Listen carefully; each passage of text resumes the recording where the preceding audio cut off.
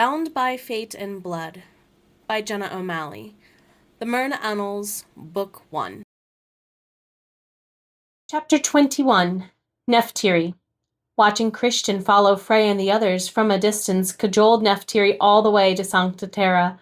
Scouting ahead with Harumi to meet Uranshife Rochelle required all the stress relief the happiness rendered too. Entering the Vale, securing their last hidden fortress nearest England alone, Nephtyri saw the eldest of her turnlings right away. The weight of a bejeweled tiara anchored Rochelle's blonde curls away from her face. She paced the glen, protecting her hidden fortress from eyes untrained to seek the right signs for entrance. A twig snapping made her whirl in the leather and lace outfit, her gray-blue gaze snapping to attention as well. A swirl of purple shadow and gold mist encircled as Nephtyri knelt at the blonde's feet.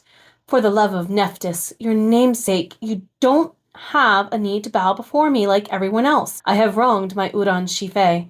Stop being so formal and stand so I can either hug you or slap you.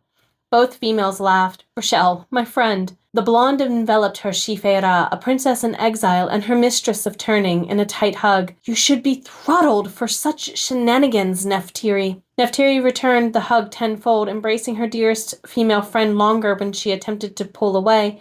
I do not intend to cause you so much annoyance when I need to relocate an entire coven. The largest, including Malice's crew, might I add. I hope you prepared your people to feast, then?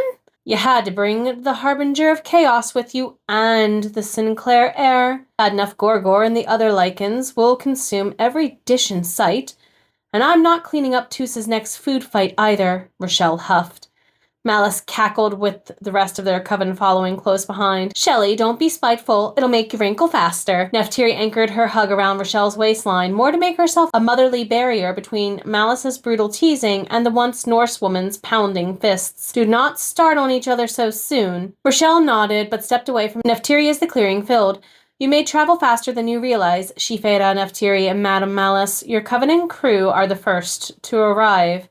Rochelle's tone shifted to accommodate Abraxas's commanding presence and authoritative compassion laced her accent in acknowledging him. Master Militant. Good night, Uranshife. He emphasized the lack of her royal honorific. You seem as pompous as ever. Their banter dissolved when Christian brought up the rear with hard breaths as he bent to brace sweating palms against exhausted knees. Nephtyri, he's gorgeous. Rochelle rubbed her arm in reply to a playful slap. Hint taken. Quite so. Rochelle addressed the crowd again. Good night, my coven. I have missed you. Food now! Pleasantries later, Frey cheered, and many Merna agreed. Mudokawa elbowed his ribs.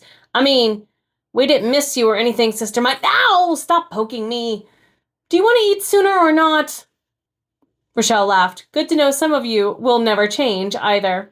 Nephtyri and Rochelle intertwined their fingers together above a patch of mixed flowers and lush green. A shrill whistle, followed by a second, alerted Nephtyri. On your mark.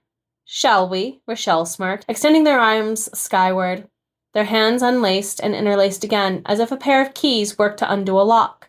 At the end of the glen, a facade of trees gave way to the main gates of Sancta Terra sticking out of the cave's mouth. The crowd was awed at the elegant stone architecture. We have much to talk about, Nephtyri, Rochelle said once they finished, and the coven began to make its way into the main hallway. Whisk me away now before somebody arrives and does so first. Nephtyri ducked into the farthest reaches with Rochelle before anyone noticed them. From a distance, they watched her coven take Christian into their fold. Where is Shimon? Rochelle asked. Knowing him, he headed for his chambers. Nephtyri caved when Rochelle huffed. I needed him to run some tests for me. Regarding Christian, Nephtyri! She followed her eldest turnling closely. The second they entered a cozy study, Rochelle ripped the tiara from her head and threw it on the table of organized chaos. I cannot keep covering for you, and 2/3 of the leaders arrive in 4 days. Lee and Harumi need to hurry, then. The braziers may not be answered. Other covens struggle with the guild in their regions, and attacks increased tenfold since my last report to you 3 months ago, Rochelle stated in reply. Bjorn and the other werewolves and lichens refused my invitation originally because of heightened hunter movement across the mainland. Thank you for reaching out to him on my behalf again. Rochelle went to her wine cabinet to pour them a strong goblet of a local brew. You should be. However, do not blame me when the elders force you to mate for advantage to wear a Sinway's tiara as your pharaonic lineage demands. Do not say that so loudly. Christian isn't aware yet. How is he Mashioxalax when he does not know your full name? How can he be expected to serve you? Nephtyri tried to counter-argue, but Rochelle cut her off. Stop bending the rules. Stop running. You have a dying legacy to consider. Not until the tests are done. Why? I cannot confirm until I have answers. Enjoy finding a way to bide the time Shimon needs.